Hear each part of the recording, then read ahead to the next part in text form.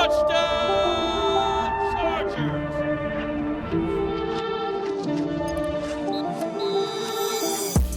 Welcome to Chargers Weekly. As we're doing it virtual today, a huge thank you to Daniel Popper, our guest, as kind of flying solo, and probably could have done it solo. It would have been terrible.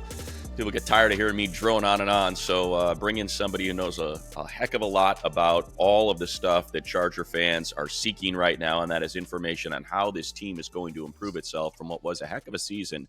Daniel, real quick, I want to point out Daniel works for The Athletic. That is a subscription-based service. I highly recommend a subscription to The Athletic, not only for Popper's coverage.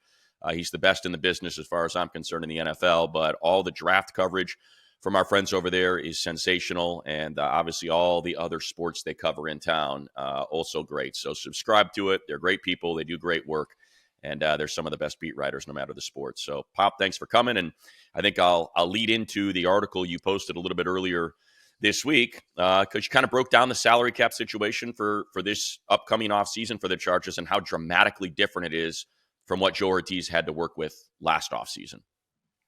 Yeah, pretty much a 180-degree difference. First off, thank you for the kind words. Really appreciate it, and thanks for having me on.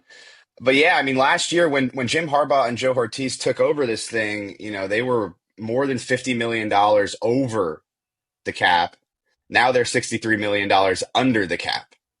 Just to put that in perspective, the type of swing that you're talking about. So last year it was about how do we make this functional? How do we get cap compliant? What moves do we have to make? What restructures, what cuts, what trades to get ourselves in a position where we're compliant with the league salary cap? That is not the case this year. Obviously, last year you had a bunch of those veteran decisions, cut Mike Williams, traded Keenan Allen, negotiated pay cuts and restructures with Khalil Mack and Joey Bosa. This year, they have none of those issues.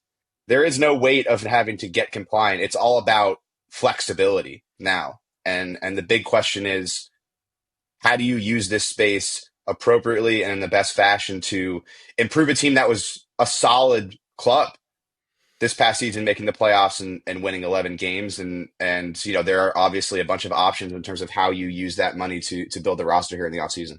Yeah, I'll jump off that last point you made because, look, it didn't end great. People were bummed the way it ended in Houston, but to try to take that fine point and spread it a little bit, remember where we were last year at this moment when we were talking about $50 million over and everybody was preaching, I hope they just rip the Band-Aid off. You can't try to thread this needle. It's too hard in the NFL. You're going to kick that can down the road, and then maybe you put yourself back a couple years. Well, for all intents and purposes, they did rip the Band-Aid off, and now they're staring at $50-60 million in cap space, and they went 11-6, and they made the playoffs as the number 5. Well, I always want to go back, and I know people point to my Chargers bias, and I work for the team and all that, but I say just remember where we were a year ago with all of these contracts and $50 million over, and it ends in 11-6 and a playoff berth and a team that we thought could really make a run if they could just get that first win, which unfortunately they didn't get. Yeah, and I think that's part of what's encouraging about this is they were able to stitch together a playoff caliber roster with all the limitations they had financially. So what's it going to look like when they actually have the flexibility to spend? And I think keeping expectations in perspective are important, right? I think last year, the best you could expect from what they had in terms of their situation financially was okay, can you put this together? Can you find some bargains in the free agent market? Can you hit on some players in the draft? Can you raise the floor with your coaching? Can you win the games you're supposed to win and sneak into the playoffs and maybe have a shot to win a playoff game? That's exactly what happened. But that was best case scenario, I think. Now things change. You get into the dance. You're up 6-0 in the first round of the playoffs. You have the Texans backed up at 3rd and 16. You're like, oh, wait a second. It's the second quarter. Maybe we can win a game. The reality is it didn't happen, but if you take a 10,000-foot view in terms of what the expectations were at this time last year, I think the Chargers have to be pretty happy with where they are. And then you look at what they were able to do with very limited cap space, some of these bargains that they hit on, whether it was Poona Ford, Christian Fulton getting some good ball out of him, J.K. Dobbins had a resurgent season. Okay, you're shopping with $2 to $3 to $4 million per player. What happens when you can shell out a top of the market contract? Or you can take a similar approach where you attack it in a bunch of different ways in the mid market, and now you can add 10 players that can Right. really affect your roster, and you're not, having to penny pinch it all. Would love because look, you have all the cap space, but you also have players. You have 30 plus free agents, so you're going to have to spend some of that cap on your own players. Just going through it, Pop, is you rank what contracts you feel this front office needs to get done. Obviously, Slater's number one. And then that's going to get done. It'd be Yeah. a huge upset if it didn't, considering the way they talk about offensive line and the fact he had an All Pro season. So let's just shove him aside. I kind of look at it, and it's, to me, of all the players and just positional value and the way it felt like they fit, it's Puna. No, it's probably Elijah even ahead of Puna because of what that did for Derwin James to have Elijah and Alohi. Would you agree? Elijah, Puna, and then, I think you can start getting into the Tier Tart versus J.K. Dobbins, positional, what's available, what's not, that sort of conversation. Yeah. I sort of, I mean, I wrote down my rankings here. Like, Okay. I didn't rank them in any order, but I have like Right. five guys that I would prioritize. It's Puna, Elijah. I would prioritize Khalil. Oh, yeah, I'm sorry. He's I think that's also, to me, that one is one. I don't think he says he's not going to retire if he's not coming back here. It feels like that's yeah, we got this right. You know what I Yeah, mean? I basically, yeah, after the season, I was like, it's probably 50-50 whether he retires or not based on how he talked on Baggy Day. But if he doesn't retire, I felt it was 90+% chance that he comes Yeah. back. So, but that's a guy obviously I would prioritize because, like, the edge room is interesting. Like, that's one group that I find kind of fascinating heading into the offseason because you have Joey Bosa under contract, Khalil Mack, like, probably coming back. You have Thule, who maybe didn't take as big of a step as I thought he was going to take in year two, but you probably have to get younger in that room. So I find that room pretty interesting. We can get into that a little bit later. But yeah, Puna, Elijah, Khalil. I like Morgan Fox a lot as a player. Yes. Like that's a guy that can always play for my football team. I love his energy. I love him as a pass rusher, just reliable, durable interior lineman that isn't going to cost a ton. So I like Morgan a lot. And then J.K. Dobbins, I would look into Yeah. bringing back. Obviously, the market, you got to see what the market is, and with the season Saquon's having, the season Derrick Henry had, like, does the running back market change at all in terms of what teams are willing to spend? We'll see. But if his market isn't crazy, like that's a guy they should absolutely consider coming back because I think we saw the difference in their offense when he was playing versus when he was not playing. So those are the five guys I would sort of throw out. But there's, like you said, there's 27 unrestricted free agents, and Jim Harbaugh said, pretty explicitly that they want to keep this as close to together as possible. And I don't think he's, um, you know, just talking there. Like I think he actually like loved this group a lot and wants to try and keep it as together as possible. Yeah, I think with the Dobbins thing, no question, it was night and day what this team looked like with him out there versus him not out there. And I think the thing to remember is, look, it's a deep running back draft, and there's some really good runners that are going to be available in the second, in the third, that they're going to be that you could just drop in and play. But I think what you saw last year from Kamani is oftentimes rookie running backs they're not up to speed on pass pro. It's hard, man. These guys are big, they are strong, they've got old man strength, and you're giving up 20, 30 pounds to these guys that are rushing, and it's just a tall task. And to have someone, I think that's what people forget. It's not just running the ball and how explosive, and the fact that JK's as good as he is in pass pro makes such a huge difference than losing him and bringing in another rookie and having that. I think that would dramatically shift that room. Could not agree with you more on that one. Yeah, that was one pleasant surprise for me because, I studied some J.K. Dobbins tape and I studied some Gus Edwards tape after they made those signings just to see sort of what they were getting. But obviously, I was looking primarily at, like, okay, what are they doing with the ball in their hands?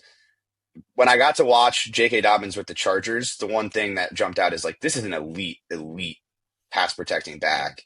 And a lot of people, I think, overlook that. But the other part of it, too, is like, yeah, the guys are bigger, but also the schemes are way more diverse. And like the defensive coordinators, if they know that you have a rookie back there pass protecting, can just target that guy Yeah. and expose him in a way that, doesn't really happen at that level or at that consistency in college. So, yeah, that's like, it's going to be interesting. I think like either way, you probably still add it back. Like No if question. if I'm a GM, I'm probably drafting it back every year. Like, Right. why not? Because Why like not? you see so many of these guys on day three that end up becoming like legitimate starters, even if it's just for a year or two and it's lightning in a bottle. But like, take it back every year, and on day three and see if it becomes something. Because like I feel like that's a position where on day three you tend to find productive players more often than maybe at other positions. Yeah, I think, it's funny. I'm in the same boat, and I always say it about corners. I'm like, take a corner every Yeah. year because you can just take a traits corner like they did in Cam Hart in the fifth round, a guy whose film wasn't great, but the traits were off the charts. And it's like, yeah, just take a traits guy in the whatever, day three, every single year at that position group because it's so valuable. And so often those guys end up coming from that part of the draft. But look, we'll get into the draft in a little bit. I know you've already kind of gone through it, but it's a good running back year, and it'll be interesting that they're in that sort of slot where it really makes the most sense to just go best player available. You kind of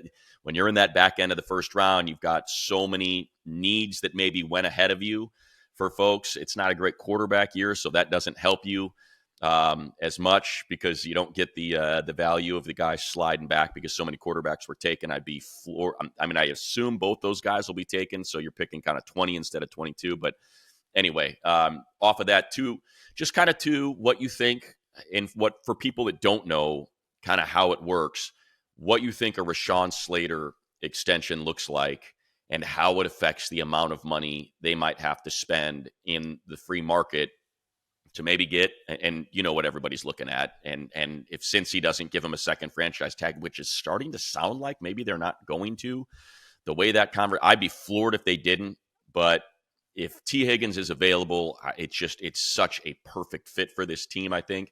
So what does the Slater extension look like? What does that do to their cap situation, and how do you mitigate him maybe becoming the highest, the second highest, the third highest paid tackle in the league? Yeah, so it's actually more than likely going to lower his cap hit this year. That's sort of how these extensions work, particularly when a player is entering the fifth year option year. So that's where Rashawn Slater is at. He's entering his fifth year option. That is effectively like an average of the top salaries of the position. So his cap hit is over 19 million. And so when you sign an extension, effectively a player gets a bunch of money up front as a signing bonus, but for salary cap purposes, that gets divided over the length of the contract. So if I have a signing bonus of $20 million, it's a 4-year deal. It only counts $5 million against the cap every year. And then what teams will do is they'll lower that year one base salary. And so what a cap hit is any base salary that you have plus whatever prorated signing bonus. So by doing an extension, you're probably going to lower his cap hit. Now, like the most recent example is Tristan Wirfs, the Bucks left tackle who reset the market at the tackle position. His cap hit went from the fifth year option of over 18 million to like 6 million this past season. So you're talking about 12 being the million highest paid guy. despite being the highest paid Yeah. guy. So even if Rashawn Slater resets the tackle market, he's almost certainly going to have a lower cap hit. So that's why, like, right now, it's like the team has more incentive to do a deal than they did last offseason. Last offseason, Rashawn was still on his rookie deal. So he had a $5 million cap hit. It's tough to lower that. You're probably going to increase that if you do the extension. Now you're on a fifth year option. You're going to get 10, 11, $12 million in savings if they do the contract how Ed McGuire has always done contracts with the Chargers. And so there's incentive for the Chargers to get it done. Now Rashawn's in a situation where he could be approaching $30 million a year, first $30 million tackle. And so there's incentive on both sides to get it done. So like in that sense, they don't have to do it soon for the savings because they have, $46 million in spending space. That's how, from what I've calculated.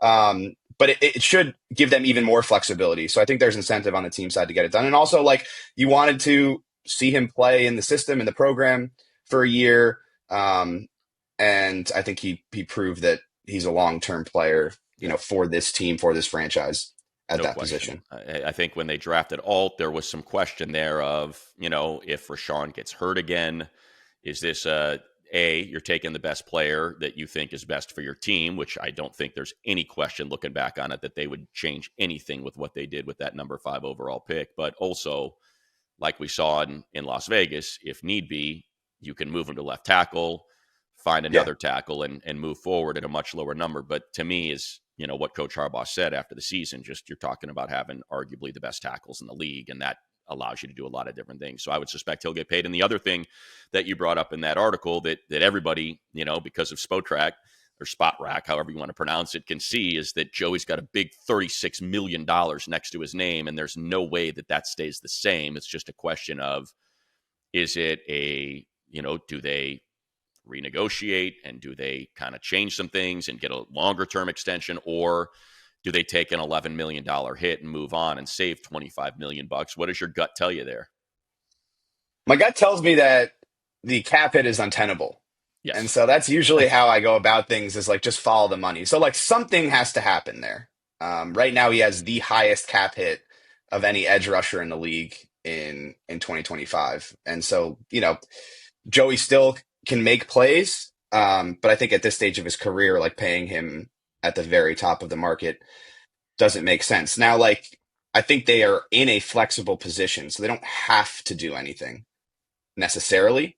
But it just doesn't make a ton of sense to wear that cap hit when you have the opportunity to sort of move on. So, I think the interesting component of it is, Joey Bosa took a pay cut last year, Yeah. $7 million. But yeah, like and so are you going to ask him to do that again? Would he be willing to do that again? I had a conversation with him towards the end of the season. Some of this stuff didn't make it into the article, but you know, I think he was happy with his decision and content with his decision. He wanted to come back. He wanted to give it another shot to win with Khalil. But I think the idea of him taking a pay cut for a second year might be a little bit tough to stomach, especially if he says no, forces the Chargers to cut him, and then he might have the opportunity to go play wherever he wants and test the market and hit free agency and all of these things. So I think you try and see if there's anything out there for him, see if there's any potential trade partners. I know they shopped him last year. There was a little bit of interest, but nothing that sort of reached the level where Joe Hortiz thought they were getting, a proper return. And so, they ended up being able to negotiate something where it could work. But my gut says the cap hit's untenable, and so something has to happen. I don't see another pay cut as a super realistic scenario, although it could happen. So you're looking at a cut or a trade, just based on the money, just based on the cap hit. And that's part of the reason why the edge rusher room is fascinating to me. Because if you do move on from Joey, you have Khalil back in theory if you're able to re-sign him. Is Tuli Tuipulotu ready for a full-time starting role? Didn't it feel like they put him in at the end of that Houston game, that he ended up sort of supplanting Joey when CJ was getting a little bit loose and break and contain? I mean, I don't know what to read into that, but as you go through the way that game played out, it felt like, either, and again, I don't know what the circumstances were, but it did feel like Tuli kind of went in there towards the back end when it was still in the balance, that was kind of the pair that they were running. Do you think I'm reading that wrong? I mean, that's what it looked like to me. No, I think that's fair. I think for me, it's more about like I loved him as a rookie. I thought he was just awesome, and being able to play with that level of power as a young player, I thought was really impressive. He just felt like a complete player, and it felt like, okay, like this is the base, this is the floor, and let's see him sort of stack on top of that, and you sort of start your imagination runs wild about like what he can sort of turn into. I don't think he like improved as much as I thought he had the great November. He was going to improve. Yeah. And obviously this, like the sack numbers were there, but I'm talking like down to down, run defense, all of this stuff. Right. And so maybe that's my fault for setting my expectations too high. And like, obviously, development is a different path for every single player. And maybe in my mind, I thought he was going to really take that jump to, like very defined starter level type player. And maybe that's on me for not, taking a 10,000 foot view and understanding that, these paths are different for different players. But you start talking about it. Okay. Like if you feel good about Tuli, you bring back Khalil, 34 years old, you have another, veteran in Bud Dupree. Maybe you can find a guy in the draft. Like, do you feel really good about that room, in that scenario? Do you need to add, another piece? Do you look in free agency or, more of the veteran route again and sort of delay the, future planning of the edge room? It becomes very interesting, after sort of the Joey Bosa decision is made. And the other part of it too, and I'd love to hear your thoughts on this. Even if they're able to figure something out with Joey and they bring him back, it still feels like they need to get younger in that room. Right. Like running it back with Joey, Khalil, Bud Dupree, and Tuli Tuipulotu, and not really investing in an exit plan, a future plan, when your room is really veteran based. That that would seem a little bit misguided to me. So I feel like it's a position regardless that they have to attack. But a big part of the defensive philosophy this year was this is our strength, and we're gonna play through this group. And when they were at their best, that's what was working. Yeah, and I think the important thing to remember is so the number's 36 million, right? If you're Joey Bosa's agent, you're not taking a cent under 36 million dollars guaranteed. Like that's just the starting point. So if you restructure, you're talking about a signing bonus that's a pretty big chunk of cash in order to get that number to a tenable position. And that's where it gets tough. It's kind of how the whole franchise tag works with agents, and that becomes the baseline. Well, here's the franchise tag. We want to franchise them. Now this is the number that we're working off of on an annual salary. And that's when things can get weird and or I shouldn't say weird, but can just get tough. And so that's where Joey's I think it's a hard spot to read because of what the Yeah. number is and what the agent's going to want. My thing is trying to, and you talk to him one-on-one and, I've been around him. He's one of the few guys that's been here every single year that they've been here and I've been here. And it does feel like he really likes it here. Even though he goes back to Florida every offseason, I don't think he's got his eyes on playing for the Dolphins or the Jags to get back to that state. I think everybody has the one team circled if he was to be a free agent. That's because he and his brother are so close to go play up in San Francisco. But I don't get the sense with a Brock Purdy extension coming and a Brandon Ayuk extension just signed, are they going to really let George Kittle get out of it? Like, it just doesn't feel like a real solid big money destination for me either. So it's just a hard player to read what they do going forward. Anybody that's been around Joey loves him. He's a great guy. He's a great guy to have around. He's an incredible player. His body's just betrayed him, Yeah. and that's the tough part. I know some people get frustrated with the offsides and the personal foul, but that's aggressive Joey, man. He's going to jump some snaps because he wants to get the quarterback, and you take that, you take it with the good. So like if it were me, I'd love to have him back. But then I think you're also talking, and that's again I know I'm rambling here and getting around it in a bunch of different ways, but I think that's where the draft becomes interesting because it is a deep edge draft. And so at pick 22, you could have, like a Mike Green staring at you if you think that's, and they've, and this team has done, or I should say this new regime has done a great job of drafting and identifying talent and outside of a Boygby who really didn't play, everybody else, pretty much raised their hand at least at some point. So that's where it gets interesting. And Edge is just one of those when you're sitting at 22 and you're like, oh, do we take the tight end? Because here's Colston Loveland, and look, he's great, and that's a natural fit, and we can get into all that. But it's like, okay, it's the same thing with Joe Alt and Malik Neighbors. It's like, okay, well, they got Joe Alt and Lad McConkey in the second round because you can get that wide receiver there. If you've got an edge staring at you or a corner or, even if you had like, the number one guard sitting there, it's like, yeah, I get it. But those are premium positions. And that's where I wonder what they do at 22. If that edge room or if that edge class is deep enough where they're like, this is a premier position. It'd be nice to draft the tight end. It'd be great to draft the tight end, but might be able to find one in the second or third round. Yeah. The interesting part of it is you're gonna have, a solid idea of what this is by the end of April, Right. So you're projecting it now, but like by Yeah, I April, know. you're going to It'll know change. exactly. Right, that's the interesting part of it is Yeah. like, we talk about this stuff for 4 months, but ultimately, like by April 24th, they're going to know, okay, Joey Bosa's gone and edge is something that we really need Right. versus like, oh, maybe we Great can, point. So I will say this totally random, but you brought up the offsides thing. I would suggest everybody to go look at the list of players that lead the league in offsides every year. Who do you think it is? It's Myles Garrett. Exactly. It's Micah Parsons. It's Chris Jones. Yeah. Every great edge rusher does this. And I understand the frustration. It feels like when it rains, it pours, and he'll have like 3 in a game or like 2 in a Right. series or something like that. But it's like every I've looked into this because like I've heard the frustration, and I've looked at the list, and I'll tweet it out if people want Yeah, you to should. tweet. I should, but it's honestly hilarious. You rank a single season leaders in neutral zone infractions, offsides, etc., and it's like all of the elite edge rushers every single year. So that's what they do. They're trying to time it up, and they're trying. And now look, the neutral zone or the lined up in the neutral zone is incredibly frustrating. But again, it's them just trying to get an edge. Can I find an edge, and it's just part of their mentality. Yeah, exactly. So, the other interesting part of this is he's on the final year of his deal. So it's either like taking a straight up pay cut or it's an extension if he's going to stay, Like they could, I guess, in theory, restructure and add void years, which is what you're talking about as far as like Yeah, turning, base salary into signing bonus.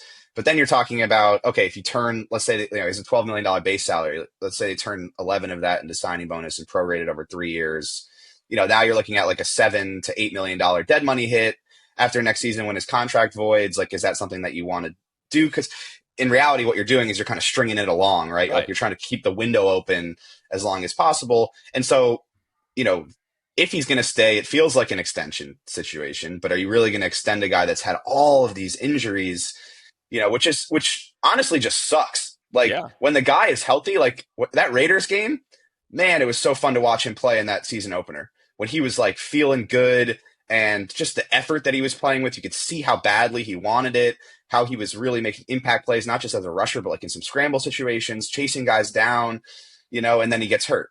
And it's like you just see yeah, him battling, on tape. It's just like every play, he falls, he gets up and he's limping and he's shaking out his hip. And it's just like he just was never comfortable. He talked about that sciatic nerve pain that he dealt with all season. So like that's a tough part of it. And that's the business of the NFL, right? yeah. Like you got to Violent look at game. it and say, are you going to extend a guy that we can't really rely on to stay healthy? And his play gets affected when he is injured. Like he's still really good, but to pay him at this level, $36 million, like he needs to be a highly, highly productive player because you're not spending that money, elsewhere on the roster. Yeah, and I'm trying to think of the free agent class. I know Hassan Reddick because obviously that was very public. There's that. I'm trying to think of who else is. I don't know if you've dug into it yet. We can probably just pull it up real quick and look at who's going to be a free agent on the edge. That's the first one that pops into my mind. So, if you think of Josh Sweat, Hassan Reddick, okay, so you Malcolm got Sweat. Kuntz, There you Baron go. I mean, Browning, so Chase Young, if you go Ojolari, Demarcus if you, Lawrence. Yeah. if you go Sweat and Reddick, I mean, you're talking about guys in their 20s that are what's Reddick 28 probably I would guess 28 20. Reddick is just over 30, just turned 30 Oh 3 months geez, ago. okay. Well, there you go. Yeah. And then So Sweat is 27, going to okay, be 28 by next season. Yeah. so I think the question is what is Joey's number versus what's a number from a. I'm not saying that those guys are at the level of Joey when he's healthy, but we've seen Hassan Reddick put up 15 sack seasons over and over again. It's just a question of what does that deal Yeah. look like? How big of a deal is it? And Yeah. they have the money to go into the market. So let's get into that. Let's get into Yeah. the popper plan of how you would go about spending the 43, or whatever it's ultimately going to be. How you want to spend Yeah. your money this offseason. Yeah. So, I have them at like about 46 million to spend on 2025 cap hits. And so that means like I kind of compared it to 2022 because it's actually very similar numbers. I had them at about Right. 44.5 million in spending space that year. And what they did, they overhauled their defense. They spent, right? Like, and it was the Khalil Mack trade because they had to take on a considerable amount of salary in that. They extended Mike Williams at $20 million a year. They obviously signed J.C. Jackson at the top of the corner market. They got two starting defensive linemen in Austin Johnson and Sebastian Joseph Day. They signed Gerald Everett to a relatively expensive tight end contract. And so like that's what you're talking about. Like, Yeah. this was A lot of money.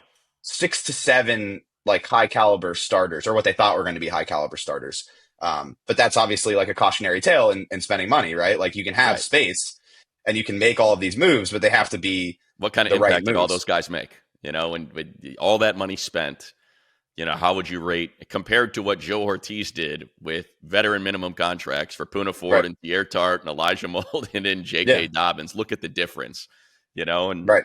you got to know how to spend it. So sorry, I interrupted you. Keep going. No. It's exactly what I was getting at, right? It's like Yeah. space is good, but space does not equal success. Right. It has to be spent in the right manner. So, I think if T. Higgins hits free agency, and that's a big if, right? But if he hits free agency, you have to be in that competition. You have to be. No doubt. He's If 20. you, What is he? 26. He's young, man.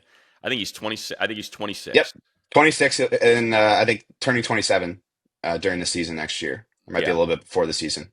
like that's Um, that get guys on the other end when you can get guys on that side of 30 that are that good. He just turned 26 on January 18th. it just turned 26. Okay. Just turned Yeah. 20. So there you go. Like that's that. I know he's had a little bit of injury issues throughout, but like it's just such a perfect fit. It's such a Oh, perfect the way that whole thing then comes together, right? I mean, like, you probably would have a tough time genetically engineering like a better fit for what the Chargers need. Like, it's exactly what they need. Right. Like, because that was the big issue this year is like Ladd is obviously a star, but he's going to play in the slot 70% of the time. Like, that's where he's going to be in his career. So in order to raise the offense to a different level, you need that guy on the outside that can be a factor in 50-50 ball situations down the field. They just didn't have that guy. And like, they tried to find that in DJ Chark, who has that in his skill set, but obviously that didn't materialize. And we saw what happened where they're trying to get Quentin Johnson in those situations. And it's just not what he does. Not what he does. He can't right now in his career. Like, he looks like he should be able to catch 50-50 balls, which is why he gets the opportunities. Cause you're like, you should be able to do this, Yeah. but it's just not in his skill set. And so, you need that guy on the outside, and T Higgins is as good as anybody in the league at that exact thing. He's just a ball winner. And so, it unlocks Ladd McConkey, takes stress off him, because if you go watch the Houston tape, they were doubling and even tripling him. He is the only guy that you have to worry about right now. And then the other part of it is if you get a guy like that fits that skill set, it allows Quentin Johnson to do what he does well. Right. So everything sort of fits into place when you find that guy. So that to me is like, Number one, that's the 12:01 a.m. You make the call. That's the fulcrum of the entire offseason is like, if that guy's available, go after him and see what the market is. I mean, I think PFF projected it at 4 years, 28. I feel like he's going to get if it's like an open market situation, it feels like he's going to get to 30. Yeah. But like, if you what are it costs.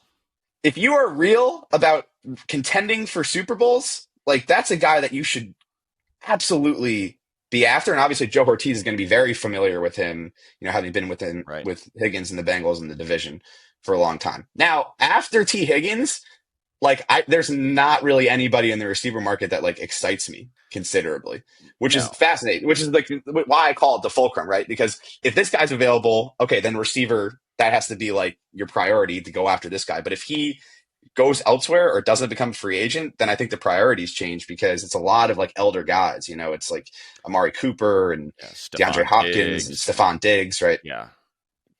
Just like guys that don't really move the needle for me. And maybe, you look to the draft instead. But like, the one market that I find really interesting. Or what do you think of that trade market deal for DK? Like, I don't know why they want to move on from DK. I don't know what happened up there, or why you would want to, when you have a Tyler Lockett who is, really getting long in the tooth, and now you're going to move on from another wide receiver. That part of it doesn't quite line up for me. But if he becomes available and you can't get T Higgins, then yes, I think that probably becomes priority plan B, right? Yeah, no, I like that idea a lot. He's not T Higgins, but he does like fit into, the same kind of role that we're talking about, as like an outside guy that can really attack sort of down the field. I think it's a cap situation with the Seahawks. They're kind of up against it. And, he's got I think he's upper 20 cap hit. Yeah. But like, if you trade for him, you're taking on his base salary of like just over $18 million. Obviously he has the connection with Sanjay Lal, which is, there's a familiarity there. That's Sanjay Lal is the Chargers receivers coach, and he coached DK Metcalf in Seattle and was a big part of Metcalf's development. And so that's really interesting to me. The money makes sense. Like, I think 18 million for DK Metcalf that's solid. Like, that's totally palatable. The question is, and I talked about this on Hops with Bob, my podcast, but like, would he want an extension? He's in the last year of his deal. So like, if you give up, let's say a 3rd round pick for DK Metcalf, you only give up that 3rd round pick if he's going to play. And so if it's going to be a situation where he wants an extension, that does muddy it a little bit. What is he going to be looking for? Like, if you make that trade, does he want, $30 million a year? $28 a year. Yeah. Right.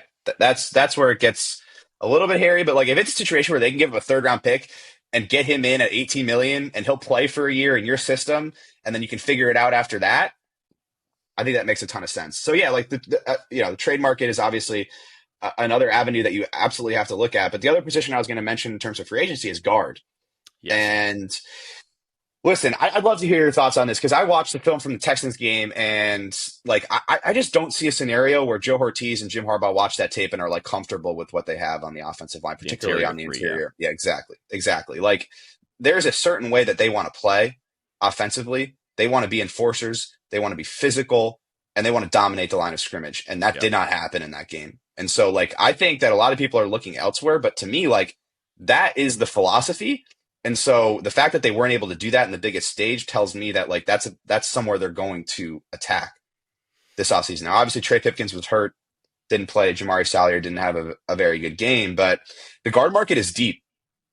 The guard market is really deep, Yeah. and you have options. You have options. Like if you're the type of GM that loves to look for younger ascending players on the free agent market, plenty of those guys at the guard position. If you are in a situation where you'd really like a veteran guy, so let's say they draft a center and they're playing a rookie at center, and you'd like a more veteran guy at right guard, plenty of those guys. Kevin Zeitler, Brandon Yeah. Scherf, like ton of like quality functional veteran. Right, Zach Martin if he doesn't retire, right? Yeah. So like that's a situation where like Trey Smith, obviously we didn't mention, but like they could shop at the. He's going to get a big number.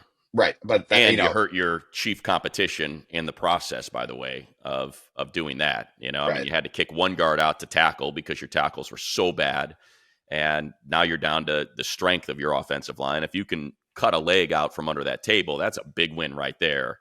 If you're capable of doing that, because look, they hit a freaking home run with Trey Smith and Creed Humphrey, but outside of that, they have done a poor job of drafting offensive linemen. Like they cannot get it right when it comes to drafting tackles. It's been a mess. Yeah. So, or paying tackles, frankly. Or paying they give Juwan Taylor all that money, Exactly. Or they're trading for Orlando Brown, who was just average at best, and giving up a 1 for him. Like that's Suamata'i is, we'll see. But man, that was a disaster. He was unplayable. I mean, he was unplayable. Yeah.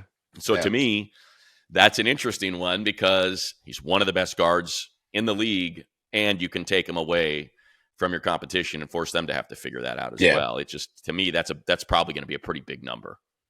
Yeah, that's the thing. The guard market has absolutely exploded. So, 20. Robert Hunt, what did he get? What did Hunt get? He got, $20 million a year. Lindstrom. Crazy. Lindstrom with the Falcons is over.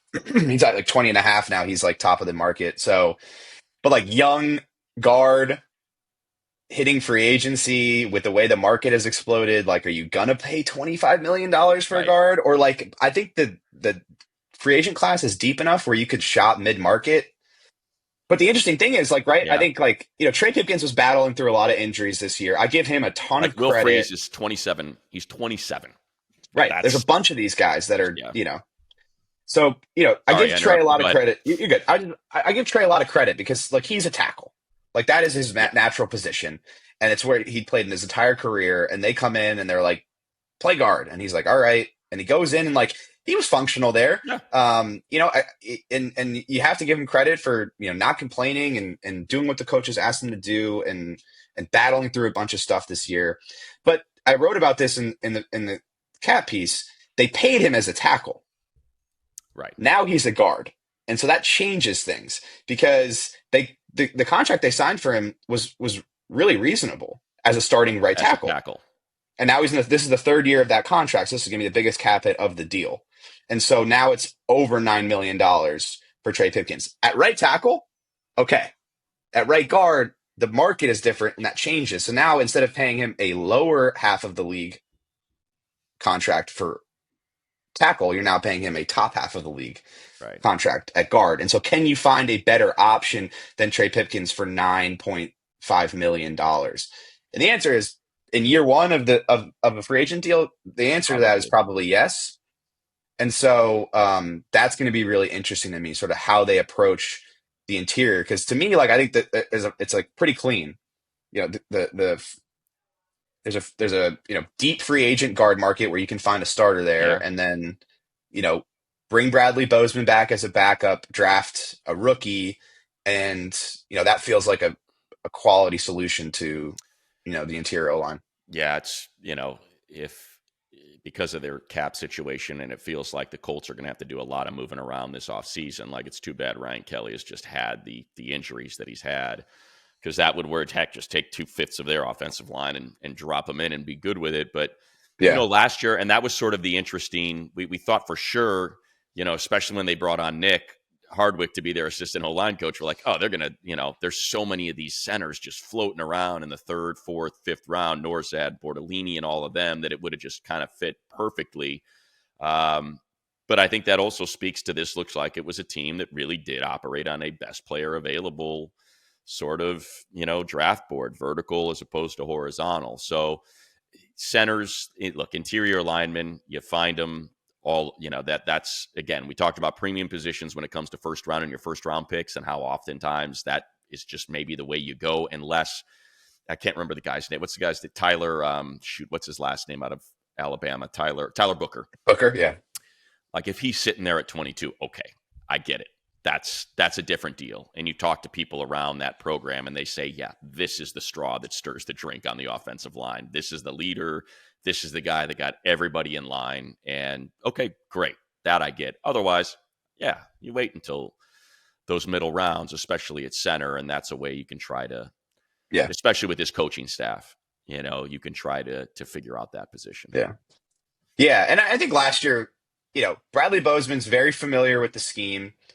You know what you're getting with Bradley Bozeman. That's one of the things that the reaction was kind of surprising to me, because if you watched his film, and I did, and I wrote about it, like, he is who he is as a player, and they knew exactly what they were getting. Yeah. And then they put him out there and he played exactly how anybody that had watched him would expect. And everyone's like, what is this? It's like, well, no, this is what they were doing. Like, he's good going that way. Yeah. He struggles going this way. Right. That's what it is. And you're also bringing in the leadership, right? And no one, I understand people on the outside don't get to see it, but that O-line room loves Bradley Bozeman. Yeah. Like what he's able to do in the room, getting guys up to speed on the scheme because of his familiarity with Greg Roman.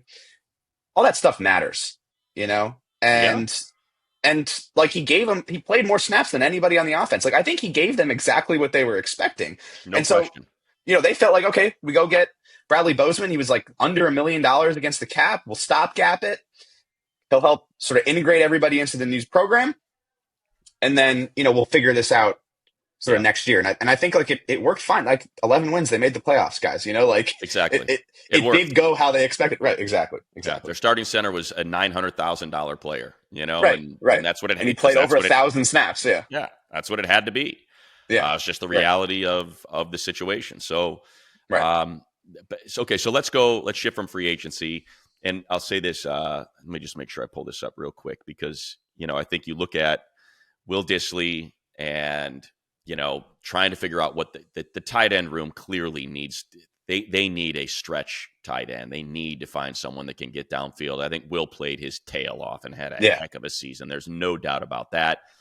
You can kind of try to pick it apart and say, should they have played Stone Smart a little bit more? Could he have given them that? Certainly looked like it, like when he was given opportunities, man, it felt like he made some incredible catches and showed off that athleticism and delivered, and maybe just needs to get some more snaps and have the staff feel a lot more comfortable with him out there. But, you look at the tight end is such a shallow position, man. There's just not a lot of them out there. You're just not going to find guys in the free agent market, which is why again, going back to number 20, they're picking 22, right? Yeah. I keep saying it. I want to make sure I'm right. Yeah, 22. That's what makes it interesting. Tyler Warren's not going to be there. No chance. But if Colston Loveland is there, that's where it gets real interesting.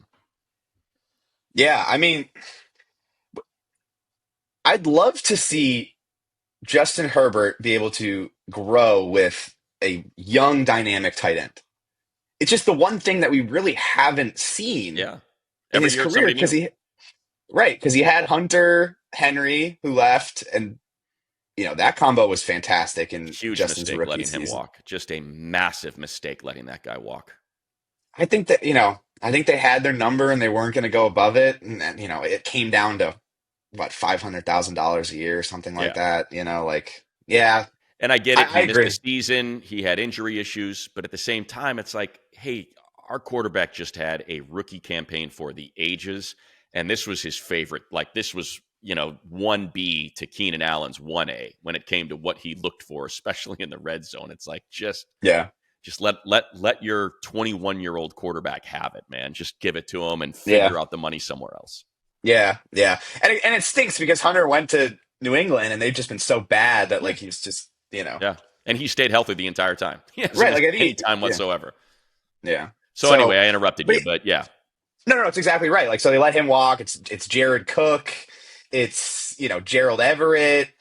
Um, it's they're rolling through, but it's Will Dissly this year. And it sucks for Will. He had a great year. Like he was great way year. better in the passing game than I expected. His yards after the catch stuff was like elite. Like he was, I checked like towards the end of the season, he was like top 5 in the league in yak per reception.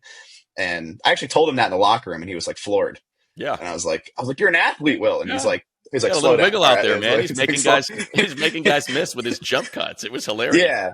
So like considering the season that he had to have 2 big drops like that in a big Yeah, game, but I think like at the same time, in the playoffs, your weaknesses get exposed. right. And, I think like it was a very, glaring example of sort of what they need. So I would be all in on, taking a tight end on the first 2 days of the draft, certainly at 22 if Colson Loveland's there, and get a tight end in here that Justin can grow with, a guy that can really, attack the seam.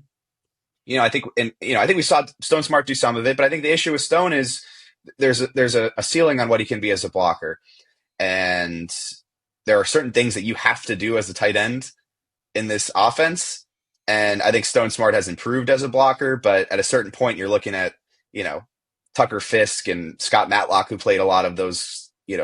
kind of tight end snaps and, 300 pounds, 260. And then you got Stone Smart, who's more of like a, receiver type body. And, I think that's what happened as far as the playing time. But it's a need, like I think for me, it's tight end. You got to have somebody that's going to be able to be a difference maker down the field in the passing game. It's receiver, getting that outside guy that we talked about, and then it's interior O line and then edge and corner. Those are sort of the positions I'm looking at. But tight end is like I think those top three, those offensive positions, receiver, tight end, and interior O line are like 1A, B, and C for me, and I could see them attacking all three of those positions very early in the draft. Yeah, and look, I don't know what to make outside of the numbers are the numbers. This was the number one scoring defense in the league. And they did it with an injured Joey Bosa, a 33-year-old Khalil Mack, a veteran minimum Poona Ford, a low-numbered Morgan Fox, a basically rookie linebacker in Deion Henley, 2 rookie corners, Derwin. So I lay that all out because I think Jesse's pretty special. And Yeah. he's pretty special at scheming him up. So sorry, Coach Minner, you're so good at this that we're not going to give you anything else. You're just going to have to work with kind of this because we're going to just put it all. I would love to just, and they did it last year, right? Number 5, Joe Alt trade up to 34, Ladd McConkey with their first 2 picks. I wouldn't mind seeing do it again.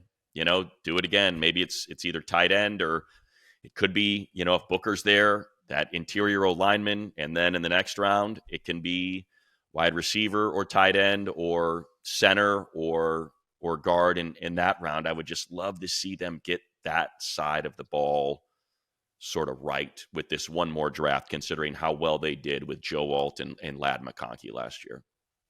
Yeah, no, I 100% agree. I think like edge and corner are spots that I think they should probably, Yes. you know, look into. But I think you're exactly on it. Like it's a blessing and a curse, right? Like you have this, in Jesse's position, right? Like you're a great coach. You're obviously really good at this, but like now you're also going to be relied on to get more out of less because you've proven you can Yeah. do it. Like think Yeah. about like just some of the stuff that happened this season just blew my mind because I'd never seen anything like it. Trade for Elijah Molden 10 days later, interception. You know, Right. claim Marcus May off waivers 3 days later, interception. Yeah. Eli Apple signed to the practice 40, squad 3 weeks later, 40 snaps on the outside, playing decent ball. And it's Jesse and it's his staff too, right? You got to yeah. give credit to these assistants as well. Yeah. Steve Clink Clinkscale, and Chris O'Leary and all these O'Leary, guys. yeah, Mike Elston, like the whole crew. They've got just a fantastic staff overall. I think the coaching staff is brilliant top to bottom, but particularly defensively, I think they got Yeah. a lot of really good rising young coaches. I think multiple defensive coordinators are already on staff. with the Chargers. But yeah, no, I'm totally with you. Like I think like, to me the biggest weaknesses on the team are offensively, and that's Right. partly because what Jesse Minter is able to get out of the existing pieces and the talent that he has. But yeah, receiver, tight end, interior O line, and like if you can find solid pieces at those spots, you know, I think you're going to see the version of Justin Herbert over the course of the season that we've seen at times during his career. Yeah, and I think if just to kind of wrap this up here, the thing about that side of the ball too is if you take Coach Harbaugh at his word, and seems like pretty straight shooter as far as I can tell, like that's the side of the ball where you can bring all those guys back, where you can keep it together, and it's not going to have a huge financial impact on your team, right? You can bring back Poona Ford and Tier Tart, Elijah Molden, Denzel Perriman if you want, because I hear he's great in the room and Oh yeah, was exceptional. So like you can do all of that and just bring the same group back. And then you can use the draft and free agency to take your big swings, to get that guard, to get that wide receiver, and then through the draft, get a center, get that tight end, wide receiver, and with your high picks, with your high value picks. And that DJ said something that I thought, kind of crystallized it perfectly for me. It's like, so this is the worst. This is it doesn't sound right. I don't mean to make it sound like a negative, but this is the worst team that Jim Harbaugh is going to coach. Like talent moving wise, yeah, yeah, talent wise, on paper, every single team moving forward is going to be better than the one because of the situation he walked into last year. And that team went 11-6, and the defense played absolute lights out in the playoff game. And I'm not going to hold yeah. the second half against them because of the turnovers and how it, from the offensive side of the ball and how it got away from them there. Like if that's the floor, just imagine what the ceiling can be. So if the floor was that defense continuing to play at a high level like they showed all season, then that's, to me, where you just kind of bring it back and let's figure out the other side of the ball and how we can get it right. Yeah, yeah, 100%. And there's just like a couple tough situations to sort of sort through, defensively. Like I Yeah, think like Elijah Molden's really important. And I mean, we've huge. talked about this throughout Derwin's career, but I think we finally saw it realized this Yes. season when you have a guy like Elijah Molden on the back end, what it allows Derwin to do. Like he was effectively a full-time slot corner Right. over the second half of the season, and he was great at it. Oh my God, like getting him Yeah. around the football 40 snaps a game like that, what he could do as a blitzer, what he could do in the run game.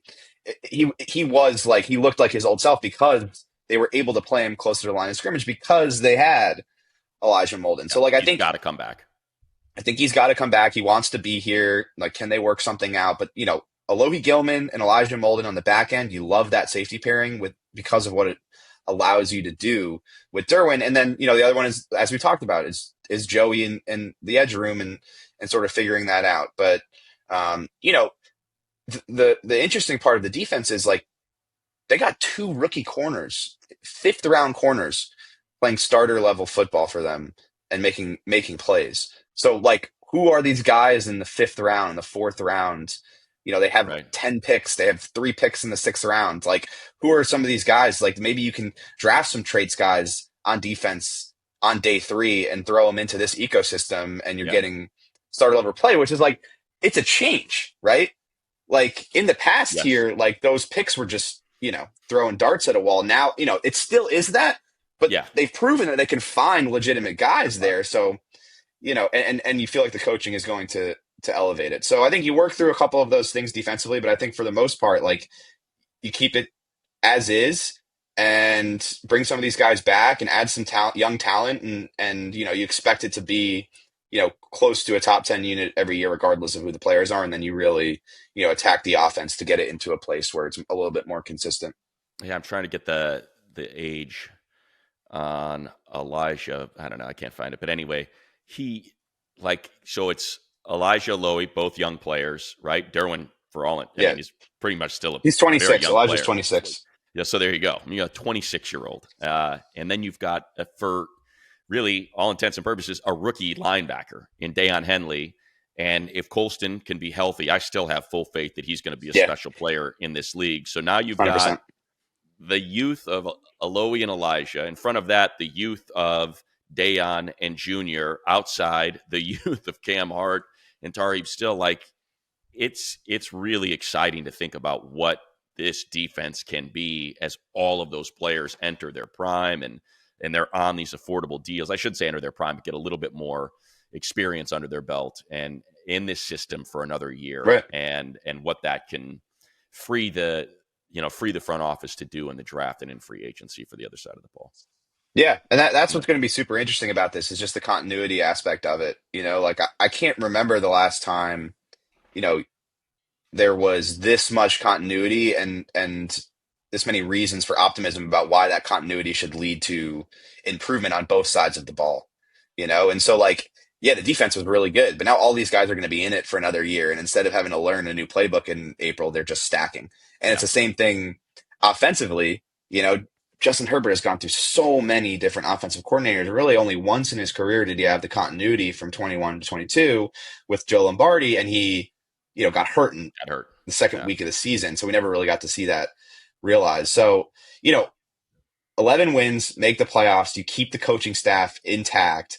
You add talent to this ecosystem where, there's continuity schematically, and like this is how good organizations do it. This is how you get improvement, and you Right. stack seasons, and this is how you get to a point where you really can contend, and I think that's encouraging. I wrap it with this because it's what's still happening out on the field. And I think you have to remember, yes, Patrick Mahomes is the best quarterback in the league. The Chiefs are a dynasty, and the likes of which we've never seen if they win this third Super Bowl in a row. And what is it? It's an incredibly talented quarterback with a head coach / offensive play caller that have been together for 7 years. So, like, look what you cannot. Yeah, and the continuity on defense too. I mean, that's a big part of this iteration. Exactly. This iteration of the Chiefs, yeah. It's continuity. It is so important. I'm not trying to take anything away from them, but it just that's what it can become when you have that sort of. Same with the Bills. For all the incoming they take, look, they're in the championship game or they're taking on the Chiefs year in and year out, and there is a little, look, there's fluctuation with offensive coordinators and trying to find that, but in terms of the defense, the quarterback, sort of the way that they play is similar, and like that it's what you need. You've got to have it, and I feel like they finally do, and that's you're going to see. Yeah. I think you're going to be able to see that. You put the word used was perfect. You're going to be able to stack, and being able to stack is such a huge advantage going into training camp from having to figure something out all off season and then kind of get your eyes on how it looks and how it feels through those 4 weeks. Yeah, 100%. Yeah, and you protect up the middle a little bit better. Give Justin Herbert cleaner pockets and give him somebody that he can throw the ball to down the field in 50-50 ball situations so he has an outlet. And all of a sudden you're cooking. Yeah. Exactly right. All right. I said it at the start. I'll say it again on the end. Subscribe to The Athletic. Follow Popper on all of the social media channels. You can, I'm sure you already do if you're listening to this. So it's Chargers Weekly on January 30th. So, but yeah, great stuff, Pop. Appreciate you sitting in today, and I'm sure we'll do it. Are you going to Combine? Yeah, I'll be there. Yeah. Okay, so I'll see you down there at Combine. We're going to do Chargers Weekly from Combine again. So you'll get pods all week long from Indianapolis as we bring all our friends over to chat. So we'll probably do it again down there, Pop, in about a month. Awesome. Sounds good. Thanks for having me, Money. Absolutely. All right, everybody. Thanks for checking us out. We appreciate your rating, reviewing, sharing with all your friends, and making sure you comment because we love to dig into those and maybe use those for future episodes, some things you guys want to discuss. All right, for Daniel Popper, Matt Money Smith here. Thanks for watching Chargers Weekly.